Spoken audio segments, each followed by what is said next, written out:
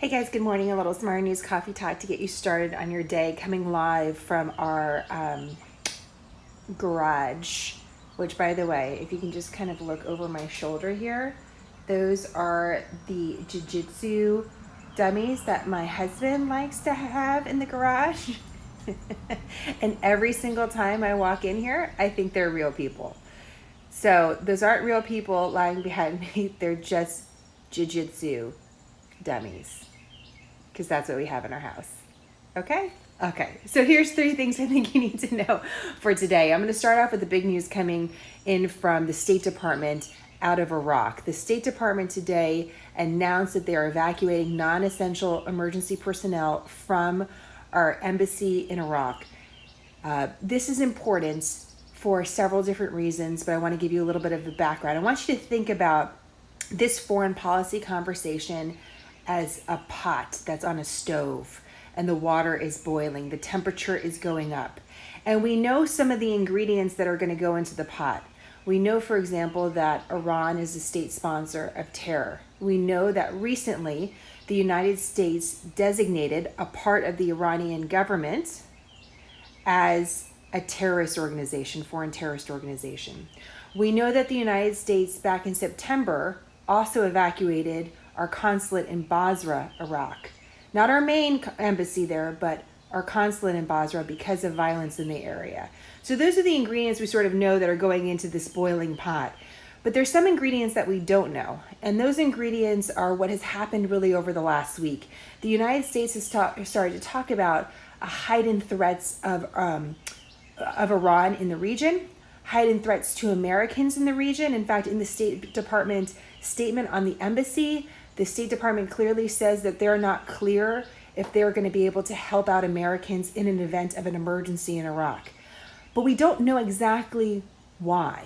We don't know the specifics of the threats. We also know that Saudi Arabia over the last week has said that different oil facilities as well as oil tankers have been targeted by what they say are Iranian forces, but we don't have the exact specifics of all of this yet, and Iran denies some of this behavior. So there's a part of the story that we know, and there's a part of the story that we don't know. What we do know today is that Americans that are working in the embassy in Iraq that are non-essential are being evacuated. And that's news that you should know. So we're going to continue to watch that. In the meantime, we've been talking a little bit about some of these new abortion laws in America. Yesterday, Alabama did in fact pass what is viewed as the strictest law on abortion by a state in America. It would essentially penalize doctors for performing the procedure and outlaw the procedure almost completely. It's not the law of Alabama yet. You should know that. The governor has 6 days to sign the bill. She hasn't spoken out about it. She's a Republican, but she hasn't made a public statement about it. So it'll be important to watch what she does and says about it. Of course, we expect legal challenges. And if you haven't gotten a chance to look at our special report, we did 3 things that you should know about the current state of abortion law in America. It's a small slice of the conversation, but I hope it was helpful. So that's something also to know today. On this day in history, McDonald's opened in San Bernardino, California. But it wasn't the McDonald's that we know. The 2 McDonald brothers opened it up. They were born in New Hampshire and traveled out to California because they had dreams of going into the movie business as producers, not necessarily as actors. But it didn't work out for them, and they decided that they were going to open this barbecue restaurant in 1940 today.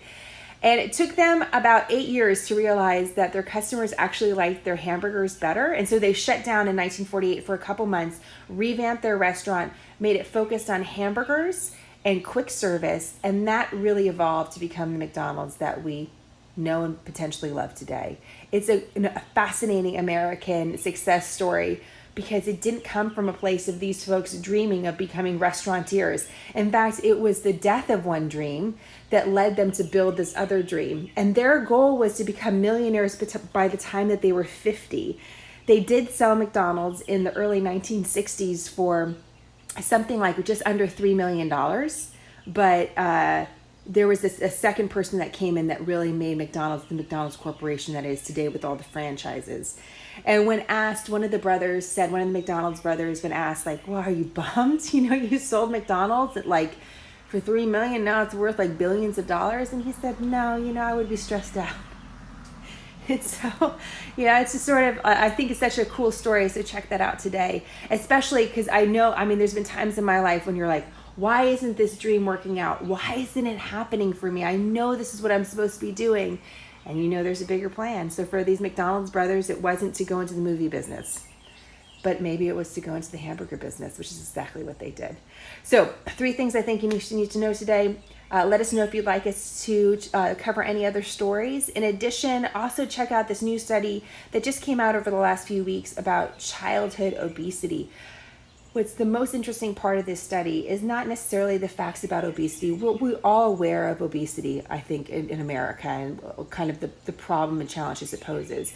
What's interesting about this study is that parents, as well as doctors, were inaccurately perceiving the weight of their child, and also using words that health professionals said are not helpful.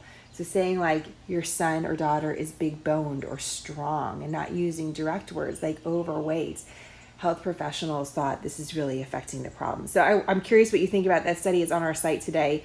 And ironically, we covered a similar study that said the same thing about how Americans view their pets. So overall, our perception apparently is off, which could be part of the reason why I'm about to get a little bit of a workout in, since I've gained, hold on, let me just be honest with you here, 30 pounds so far in my pregnancy.